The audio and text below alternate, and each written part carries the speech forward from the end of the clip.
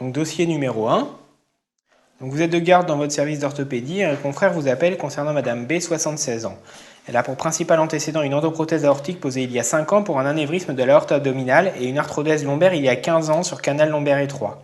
Elle a été opérée par votre collègue il y a 10 jours d'une reprise de prothèse totale de hanche droite sur usure simple. La tige fémorale était cimentée. Les suites post-opératoires immédiates ont été simples. Depuis 48 heures, la patiente est fébrile à 38,7 et sa cicatrice inflammatoire avec un écoulement louche à sa partie distale. La tension artérielle est à 14,8 et le pouls à 80. Dans son traitement, la patiente prend un traitement pour la tension dont elle ne se rappelle plus le nom. Elle est actuellement sous l'Ovenox 0,4 ml par jour en prophylaxie antithrombotique post-opératoire. L'examen clinique est par ailleurs normal. Donc devant ce tableau, quel est votre diagnostic le plus probable ? Donc on a la patiente qui a été opérée il y a 10 jours d'une reprise de prothèse de hanche. Elle est fébrile et elle présente une cicatrice qui est inflammatoire avec un écoulement louche.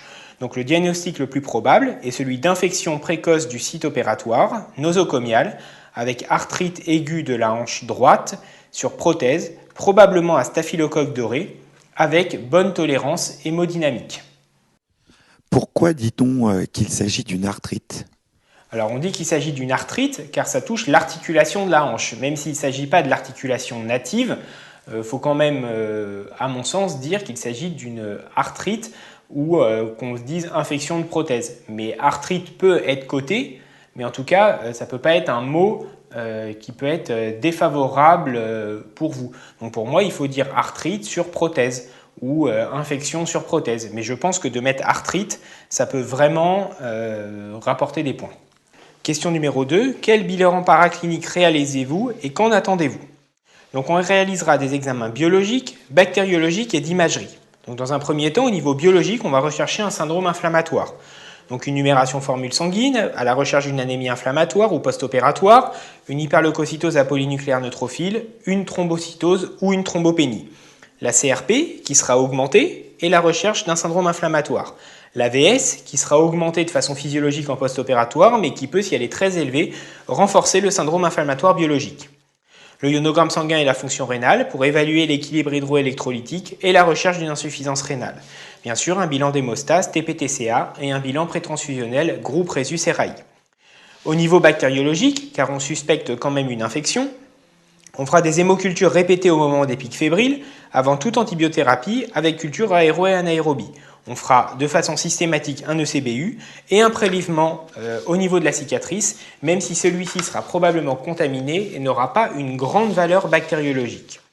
Au niveau radiologique, vous avez la radiologie qui est 6 jointes, où on fera une radiographie du bassin de face et de la hanche droite de face et de profil, avec vérification de l'absence de déplacement de matériel, même si on est à J10 post-opératoire. Et sinon, on ne verra pas de signe d'infection aiguë. Donc c'est ça qui est important. Et on voit ici, par exemple, sur la radiographie, la prothèse de hanche avec la tige qui est cimentée, où on voit ici le ciment le long de bord de la tige et le cotyle qui a été mis sans ciment. Et on fera également une radiographie du thorax dans le cadre d'un bilan préopératoire. Donc question numéro 3. Quelle est votre prise en charge médico-chirurgicale en urgence ? Justifiée. Il s'agit d'une urgence infectieuse et fonctionnelle. Plus le délai de prise en charge est rapide, meilleurs sont les résultats sur le plan infectieux et les chances de conserver la prothèse augmentées. Donc il faut hospitaliser la patiente dans un service de chirurgie, la mettre en condition avec des voies veineuses périphériques de bon calibre et bien sûr à jeun, consultation d'anesthésie et le bilan préopératoire réalisé auparavant. On fait un traitement antalgique et antipyrétique par paracétamol. Ensuite, on réalise un traitement chirurgical au bloc opératoire sous anesthésie générale avec une excision de la cicatrice et du trajet fistuleux, des prélèvements bactériologiques profonds multiples qui auront cette fois-ci une vraie valeur car ils ne seront pas souillés par la peau. On effectue une synovectomie et une excision de tous les tissus contaminés. On effectue un lavage de la prothèse et si on peut, on change les implants qui sont interchangeables, la bille prothétique et éventuellement l'implant en céramique. Et bien sûr, on effectue un lavage abondant au sérum physiologique et aux antiseptiques et on ferme avec des drains. Très important de fermer sur drainage. Ensuite, on met en route une antibiothérapie par voie veineuse à large spectre qui sera double synergique bactéricide, probablement contre le staphylocoque doré. Attention, il y a un risque de résistance car il s'agit d'une infection nosocomiale. Donc on mettra de la vancomycine associée à de la gentamicine avec surveillance de la fonction rénale. Selon les équipes, on pourra mettre un troisième antibiotique pour couvrir les bacilles gram négatifs et ainsi être en bithérapie sur les coques et les grammes. Et on pourra rajouter par exemple de la tazocilline à la dose de 4 grammes x 4 par jour. Les antibiotiques seront à poursuivre pour une durée totale de 45 jours avec adaptation du traitement une fois l'antibiogramme effectué et les résultats obtenus. Et on pourra, dans ces cas-là, souvent passer la malade en antibiothérapie PEROS. Si ce n'est pas possible, on posera une chambre implantable pour poursuivre le traitement antibiothérapie IV pour 45 jours. Ensuite, on effectue une surveillance clinique et paraclinique de la tolérance et de l'efficacité du traitement, avec une diminution du syndrome septique clinique, la pyrexie et un aspect local cicatriciel satisfaisant. Des cultures de redons négatives, qu'on cultivera au bout du premier jour, du troisième jour et du cinquième jour. Une diminution de la CRP, de l'AVS et de l'hyperleucocytose. Donc ça, c'est tous les signes d'évolution favorables. On surveillera également les taux sanguins d'antibiotiques avec la vancocinémie et les pics résiduels de gentamicine, car il existe un risque de surdosage avec une insuffisance rénale et hépatique. On surveillera donc la fonction rénale, surtout pour les aminosides et la vancocinémie. Ensuite, on effectuera une rééducation précoce avec une mise au fauteuil et une lutte contre les complications de décubitus.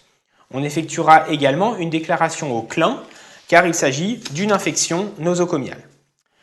Ici, dans ce cas, on est devant une infection précoce, inférieure à 45 jours. La patiente a été opérée il y a 10 jours sur une prothèse de hanche. Donc, il se justifie ici de faire un traitement conservateur avec juste une excision et une synovectomie et de ne pas enlever la prothèse ni de changer la prothèse.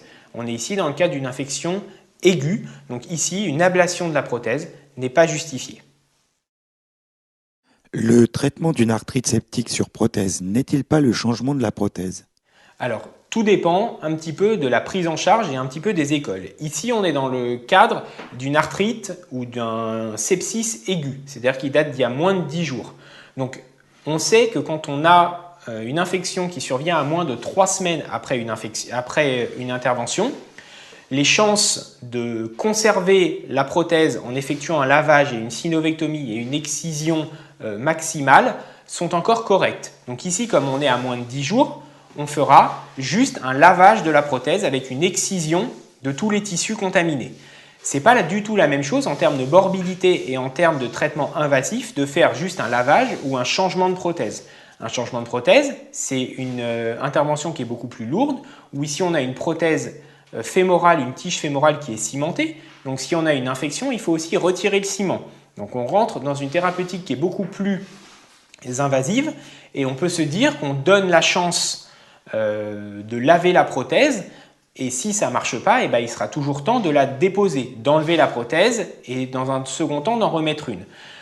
Si maintenant on avait été à 3 mois de l'intervention, c'est sûr que le fait de changer la prothèse se discuterait. Mais comme on n'est qu'à 10 jours, on prend l'option de garder la prothèse et d'effectuer juste un lavage et une excision des tissus contaminés. Donc maintenant, on va passer à la question numéro 4. 72 heures après votre traitement, alors que la patiente allait mieux, elle se plaint d'une violente douleur lombaire sans déficit sensitif ou moteur. Les hémocultures et les prélèvements bactériologiques sont positifs à Staphylococcus aureus et l'antibiothérapie a été adaptée, la patiente est sous orbénine et gentamicine. À l'examen clinique, on retrouve une sensibilité lombaire à la palpation et une impotence fonctionnelle relative en raison des douleurs du rachis lombaire. Vers quel diagnostic vous orientez-vous? Quels examens d'imagerie demandez-vous pour le confirmer? Donc ici, la symptomatologie clinique oriente vers une spondylodicite lombaire infectieuse avec contamination secondaire par voie hématogène. On demande des radiographies du rachis lombaire de face et de profil et une IRM du rachis thoraco-lombaire en l'absence de contamination afin de mieux visualiser et de rechercher la spondylodicite. Question numéro 5. Interprétez les examens suivants.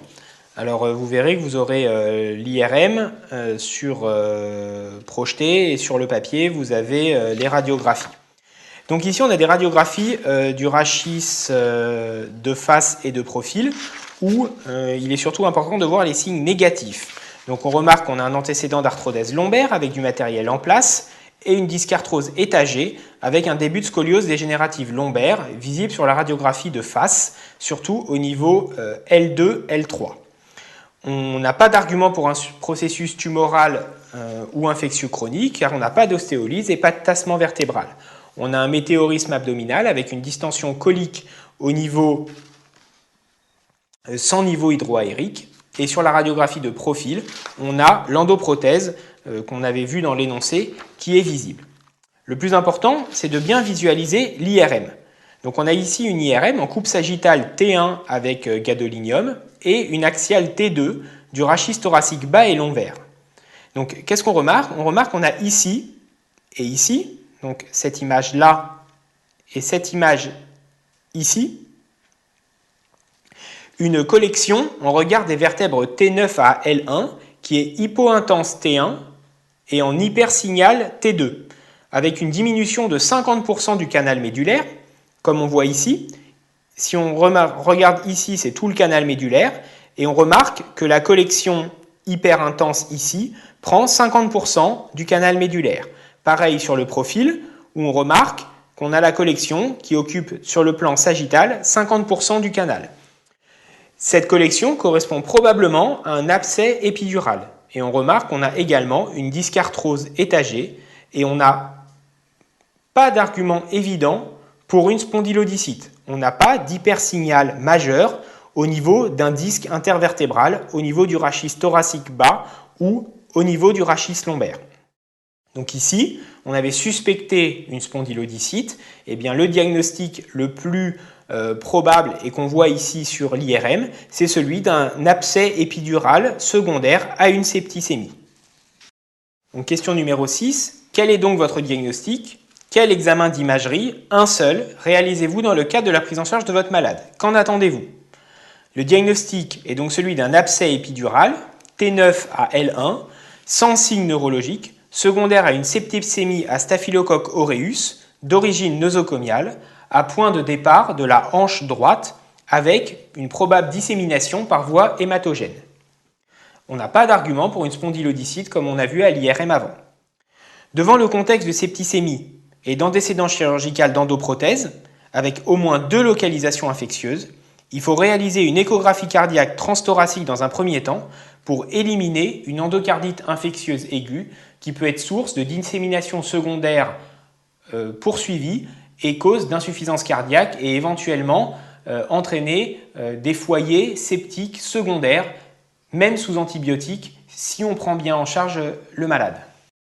Et pourquoi ne pas réaliser une ETO d'emblée?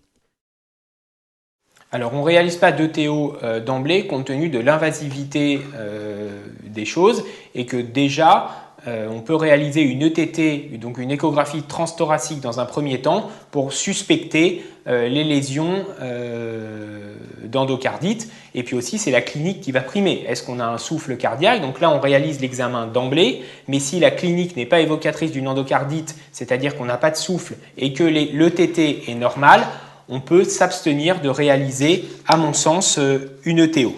En revanche, si l'ETT est positive, il faudra aller plus loin.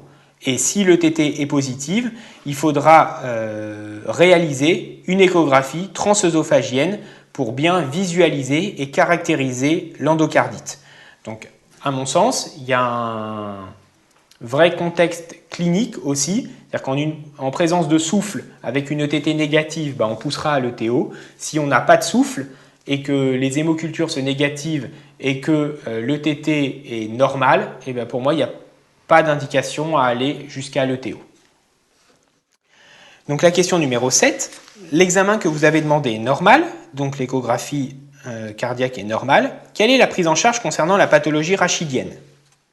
Donc il s'agit d'une urgence, car une compression médulaire, cette fois-ci, puisqu'on est entre T9 et L1, donc on est encore sur la moelle et non pas en périphérique, peut survenir à n'importe quel moment. Donc il s'agit d'effectuer une prise en charge chirurgicale rapide, avec au bloc opératoire, sous anesthésie générale, une laminectomie postérieure de T9 à L1 pour décomprimer la moelle épinière, ici le cône terminal, et réaliser des prélèvements bactériologiques et drainer l'abcès. Le plus important, c'est drainer l'abcès et libérer la moelle pour éviter toute compression neurologique. Bien sûr, on fera un lavage et une fermeture sur drain. On poursuivra l'antibiothérapie adaptée aux résultats des prélèvements bactériologiques Et on effectuera une surveillance clinique et neurologique rapprochée avec une surveillance de la culture des redons, du dosage des antibiotiques et bien sûr de l'évolution neurologique. La patiente a été opérée de la hanche, elle vient d'être opérée du dos. Le risque de complications de décubitus est relativement important, donc il faut la rééduquer rapidement avec un lever précoce et lutter contre les complications de décubitus. Ici, on fait juste une laminectomie postérieure au niveau T9 à L1, donc il n'y a aucune indication à une immobilisation par un corset. Donc le but est vraiment de rééduquer la malade et de la reverticaliser rapidement. N'est-il pas possible de réaliser un traitement médical premier comme dans les spondylodicites? Non, ici, la visée n'est pas la même. On n'a pas de spondylodicite comme on a vu à l'IRM. Et ici, on a un vrai abcès épidural avec une possible compression neurologique. Donc le risque, il est plus neurologique qu'infectieux. Et les antibiotiques ne vont pas faire diminuer l'abcès et ne vont pas empêcher la compression mécanique. Puisque par définition, si on a un abcès, il est cloisonné, les antibiotiques n'y ont pas beaucoup accès par diffusion systémique, et le but est donc d'évacuer l'abcès par voie chirurgicale afin déjà d'enlever le foyer septique et en plus de diminuer et d'enlever le risque de compression neurologique. Donc on voit la question numéro 8. La situation se stabilise au niveau du rachis, la patiente est apyrétique et la CRP diminue. En revanche, les cultures de redons restent positives au niveau de la hanche droite avec une cicatrice toujours inflammatoire. On est à 10 jours de la première intervention pour lavage, donc maintenant à presque 3 semaines de l'intervention. Quelle est votre attitude thérapeutique vis-à-vis de la prothèse? Donc ici, on se trouve devant un échec du traitement conservateur de la prothèse de hanche avec persistance d'un sepsis local et un échec du traitement conservateur avec la synovectomie. De plus, la patiente a présenté d'autres localisations septiques avec une septicémie et une localisation secondaire avec l'abcès épidural. Il faut donc qu'on s'oriente ici vers une ablation de tous les corps étrangers contre lesquels le corps ne peut pas se défendre et les antibiotiques n'ont pas accès. Les antibiotiques, ça ne marche pas sur une prothèse, ça marche que sur du tissu vivant. Donc ici, on va donc s'orienter vers une ablation de la prothèse et du ciment, car on rappelle que la tige fémorale est cimentée et que le ciment constitue un corps étranger. Et donc, il faut retirer tous les corps étrangers pour guérir le sepsis. Deux attitudes sont possibles et dépendent des habitudes des chirurgiens. Le changement de prothèse en un temps ou la dépose de prothèse et la repose dans un second temps. Donc tout ceci est détaillé. Le changement de prothèse en un temps, c'est-à-dire que durant la même intervention, on retire l'ancienne prothèse et le ciment. Et après une excision maximale, on repose une prothèse. Le principal avantage, c'est la récupération plus rapide, chez une personne âgée qui pourrait être verticalisée plus rapidement. L'inconvénient, c'est la repose immédiate d'un corps étranger, alors que le sepsis n'est peut-être pas complètement guéri, vu qu'on a vu qu'il y a eu une localisation secondaire et qu'il y a peut-être encore des foyers septiques dormants. De plus, c'est une intervention qui est plus lourde et qui prolonge la durée opératoire avec un saignement important. L'avantage de cette technique, c'est de reverticaliser rapidement le malade.